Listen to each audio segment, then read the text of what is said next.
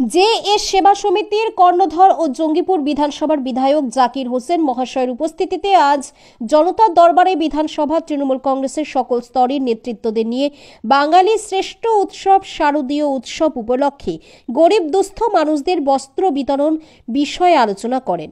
এছাড়াও এদের উপস্থিত ছিলেন জঙ্গিপুর পৌরসভার চেয়ারম্যান মফিজুল ইসলাম, ব্লক সভাপতি গৌতম ঘোষ, পঞ্চায়েত সমিতির সভাপতি মনোয়ারা খাতুন, জেলা পরিষদের সদস্যগণ, এমপি প্রতিনিধি বিকাশ নন্দ, ব্লক যুব সভাপতি রাজা মেহেদি হাসান, সকল কাউন্সিলর ও টাউন সভাপতিগণ এবং সমস্ত অঞ্চলের প্রধান ও অঞ্চল সভাপতিগণ সহ মেম্বারগণ ও অন্যান্য শাখা সংগঠনের ব্লক সভাপতি, অঞ্চল সভাপতি সহ একাধিক নেতৃত্ব।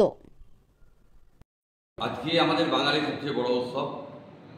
বাঙালির মা বোন যারা আছে, ভাইরা আছে, তারা যে নতুন শাড়ি পরে পুজো দেখতে পারে, সেই কারণে আজকে মিটিং ডেকেছিলাম এবং 30 থেকে 35,000 শাড়ি, লুঙ্গি এবং বিভিন্ন বস্তু দিব।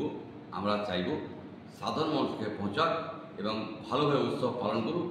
আমরা মাননীয় মুখ্যমন্ত্রীর সৈনিক, মাননীয় মুখ্যমন্ত্রী বলে মানুষের কাছে থাকতে হবে, জনসেবা করতে হবে।